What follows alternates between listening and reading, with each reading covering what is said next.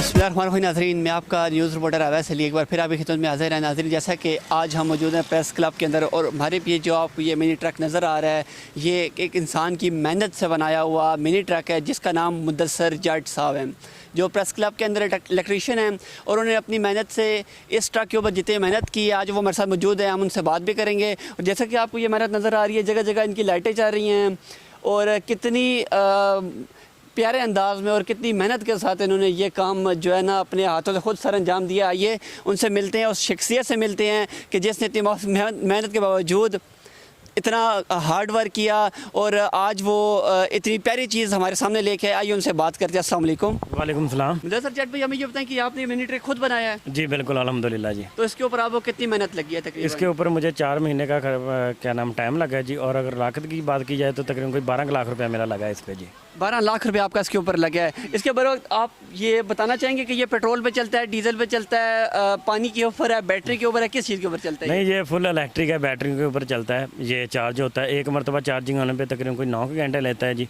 उसके बाद तकरीबन 30 से 35 किलोमीटर चलने की कैपेसिटी रखता है जी। और आप बेसिकली इसी इलाके से हैं या आप किसी और इलाके से इस्लामाबाद के अंदर ये काम कर रहे हैं, आज मौजूद है यहाँ पे? ये दरअसल मैं हूँ तो फैसलाबाद से, मैं तकरीबन कोई 7 से 8 साल से इस्लामाबाद में हूँ, नेशनल प्रेस क्लब में इलेक्ट्रीशियन हूँ जी। नेशनल प्रेस क्लब के अंदर आप इलेक्ट्रीशियन हैं।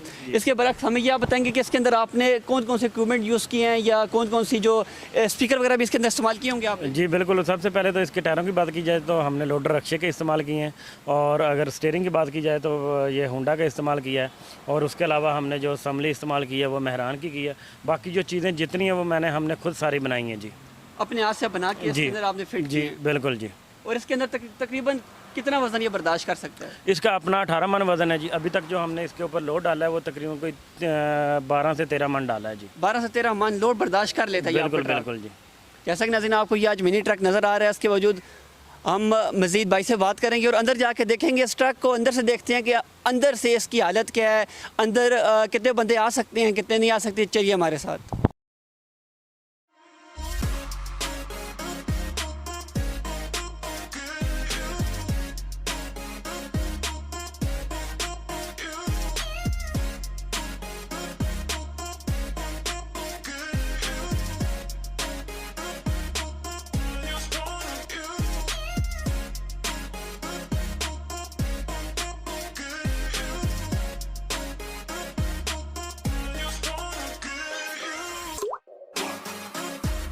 जैसा कि नाज़रीन हम बिल्कुल इस ट्रक की एंट्रेंस गेट के ऊपर मौजूद हैं। आइए अंदर जाते हैं, अंदर बैठ के चेक करते हैं क्या कि हमारे जैसा इतना बड़ा बंदा भी इसके अंदर आ सकता है या नहीं आ सकता। तो चले भैया आप जाए पहले। जैसा कि नाज़रीन हम अंदर जा रहे हैं और हम आपको बता सकते हैं कि अंदर एक नॉर्मल बंदा आराम सुकून से विदाउट उसका साथ टच हुए यहाँ पे वो इस सीट के ऊपर आराम सुकून से बैठ सकता है। और जैसा कि ये भाई बैठे हुए हैं और आपको मज़ीद दिखाएंगे कि काफ़ी कंफर्टेबल ये ट्रक है और काफ़ी मेहनत है इस भाई की। हम इस भाई की मेहनत को अप्रिशिएट करते हैं, हम दाद देते हैं कि ऐसे मेहनती लोग पाकिस्तान में बहुत कम पाए जाते हैं। अगर उनकी मेहनत किसी के सामने लाई जाए तो उसकी मेहनत की कदर करनी चाहिए। हम हुकूमत से भी कहेंगे कि अगर इस भाई ने इतनी मेहनत की है तो हुकूमत की तरफ से भी इन्हें कुछ ना कुछ मिलना चाहिए। इज़्ज़त इंसान की सबसे बड़ी चीज़ होती है। और हम मज़ीद भाई को अगर ये स्टार्ट करके हमें दिखाना चाहें तो हम आपको स्टार्ट करते हुए ये ट्रक बताएंगे कि ये स्टार्ट भी होता है और ये चलता भी है। अच्छा, स्टार्ट हो चुके हैं और इसकी आवाज़ जैसा कि ये स्टार्ट हो चुके हैं और उसकी आवाज़ बिल्कुल भी नहीं है, बिल्कुल स्टार्ट होने का साउंड भी नहीं है। सिर्फ इन्होंने बटन एक दबाया है, स्विच ऑन किया है और ये स्टार्ट हो गया। अगर हम थोड़ा सा आप आगे पीछे करके बताएंगे। बिल्कुल, मैं आगे पीछे करके आपको बता सकता हूँ।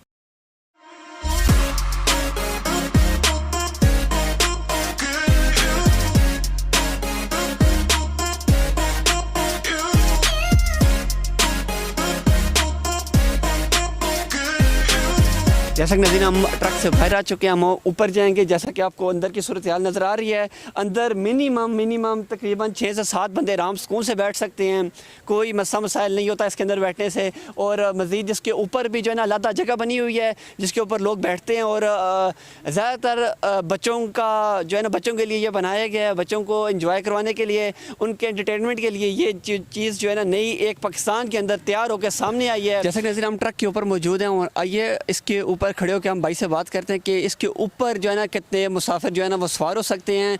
और ये तकरीबन सीटें आप लोगों के सामने हैं। हर सीट के ऊपर सील्ड बेड लगाया गया है ताकि अगर कोई इसके ऊपर बैठता भी है तो उसे कोई मुश्किल परेशानी ना हो, अगर वो यहाँ से नीचे गिर ना जाए। इस चीज़ के बरक्स जो है ना इन्होंने यहाँ पे प्रॉपर सील्ड बेल्ट लगाए हुए हैं। आइए इनसे बात करते हैं। भाई जान ये बताएं कि ट्रक के ऊपर कितने बंदे बैठ सकते हैं? ऊपर इसके 10 लोग बैठ सकते हैं जी। 10 लोग। और मतलब नॉर्मल जिसकी मर्जी है जितने वेट के हों या? हाँ, जिस तरीके से मर्जी बैठ सकते हैं, 10 लोग बैठ सकते हैं।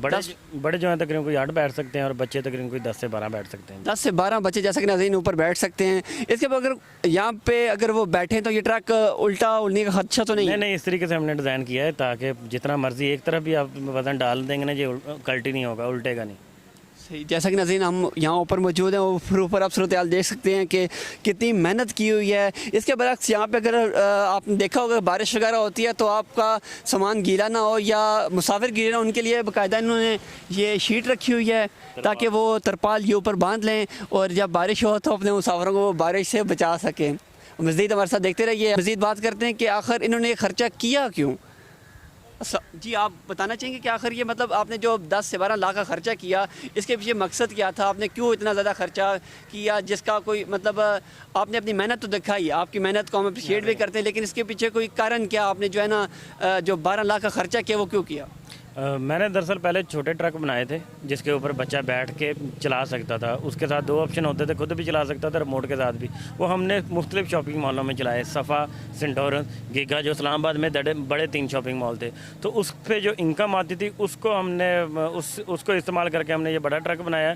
ये जिस तरीके से अमेरिकन डबल डोर बस होती है उसी तरीके से हमने ये अपनी सकाफत को मद्देनज़र रखते हुए, ताकि हमने कहा कोई ऐसा हो जिस तरीके से बिज़नेस भी हो जाए और अपनी हम सकाफत को भी प्रमोट कर सकें, तो इसीलिए मैंने ये डबल डोर ट्रक बनाया जी। तो अभी तक जैसा कि अगर किसी को कोई चीज़ पसंद आ जाए, उसका दिल करता है लेने को, तो अभी तक इसकी प्राइस लगी है? किसी ने इसकी प्राइस लगाई है कि भाई मुझे इतने का ये ट्रक दे दो? नहीं, हम दरअसल सेल नहीं करते। हमने ना कोई छोटा ट्रक सेल किया है, ना हमने ये बड़ा ट्रक सेल किया। हम शॉपिंग मॉलों में चलाते हैं बिज़नेस के तौर पर, बिज़नेस के लिए। बिल्कुल, जैसा कि नाज़रीन आपने देखा। और हम भाई की भी मेहनत को जो है ना वो अप्रिशिएट करते हैं। पाकिस्तान के अंदर ऐसे मेहनती लोग बहुत ही ज़्यादा कम पाए जाते हैं। और मज़ीद देखते रहिए हमारा चैनल CID न्यूज़ नेटवर्क। अगर आपने लाइक नहीं किया लाइक कर दें, सब्सक्राइब नहीं किया सब्सक्राइब कर दें। और मज़ीद अच्छी वीडियो के साथ हम आपकी खिदमत में हाजिर होते रहेंगे। अल्लाह हाफिज़।